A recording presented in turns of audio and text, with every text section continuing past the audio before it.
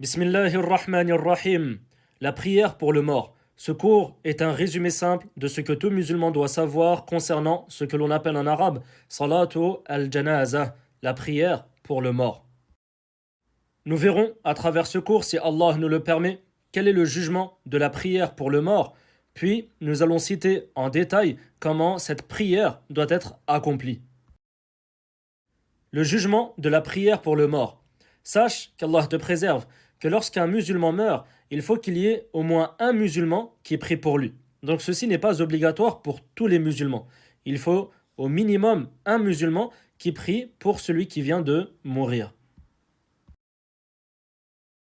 La description de la prière pour le mort. Sache qu'Allah t'ajoute en savoir bénéfique que la prière pour le mort, salatu al-janaza, n'est pas constituée d'inclinaison ni de prosternation. Elle doit être accomplie en étant debout du début à la fin.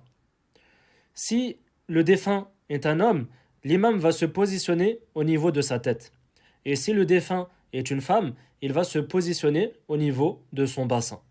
Ensuite, il y aura 4 takbirat. Tu vas dire 4 fois Allahu Akbar. Et après ces 4 fois où tu vas dire Allahu Akbar, il y a quelque chose en particulier à dire. Donc tu vas commencer ta prière en disant Allahu Akbar. Là, c'est le premier takbir. Tu dis Allahu Akbar en levant tes mains. Et après avoir dit cela, tu vas réciter la Fatiha. Après avoir fini la Fatiha, tu dis une deuxième fois Allahu Akbar. Tu peux lever tes mains et tu peux ne pas lever tes mains. C'est un sujet à divergence entre les savants. Et après ce deuxième takbir, après ce deuxième Allahu Akbar, tu pries pour le prophète sallallahu alayhi wa sallam en récitant ce que tu dis durant le tashahhud. Allahumma salli ala Muhammad wa ala ali Muhammad kama sallayta ala Ibrahim wa ala ali Ibrahim innaka hamidun majid. Allahumma barik ala Muhammad wa ala ali Muhammad kama barakta ala Ibrahim wa ala ali Ibrahim innaka hamidun majid. Ensuite, après avoir prié pour le prophète sallallahu alayhi wa sallam, tu dis une troisième fois Allahu Akbar.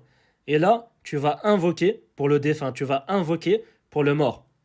Il y a des invocations qui ont été rapportées de manière authentique. Le mieux est de les apprendre par cœur et de les dire. Mais si tu ne les connais pas, tu peux simplement dire par exemple Allahumma ighfir lahu, Allahumma arhamhu, etc. Parmi les invocations qui ont été rapportées de manière authentique, il y a la suivante. Allahumma ighfir lahu, warhamhu, wa'afihi, wa'fu anhu, wa akrim nuzulahu, wa wassi' mudkhalahu, waghsilhu bil ma'i wal thalji wal barad, wa naqqihi min adh-dhunubi wal khataya, kama yunaqqa ath-thawbu al-abyadu min ad-danas, wa abdilhu daran khayran min darih, wa ahlan khayran min ahlih, wa zawjan khayran min zawjih, wa adkhilhu al-jannah, وأعذه من عذاب القبر وعذاب النار. Ensuite, après avoir invoqué pour le défunt, tu dis une dernière fois Allahu Akbar. Donc là, c'est le 4e takbir. Le 4e Allahu Akbar est le dernier. Et à ce moment, donc après avoir dit Allahu Akbar, soit tu te tais, soit tu continues d'invoquer pour le défunt ou pour l'ensemble des musulmans. Pour finir, donc après avoir dit une 4e fois Allahu Akbar, tu tournes ta tête vers la droite une seule fois en disant Assalamu alaykum wa rahmatullah. Pour finir, je précise que les avis qui ont été cités dans ce cours sont basés sur le livre Al-Fiqh Al-Muyassar. Je précise également que vous pouvez retrouver ce cours en format écrit et les liens sont disponibles dans les descriptions.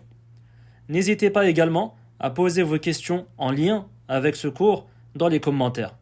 Wallahu a'lam wa sallallahu ala nabiyyina Muhammad wa ala alihi wa sahbihi wa sallam.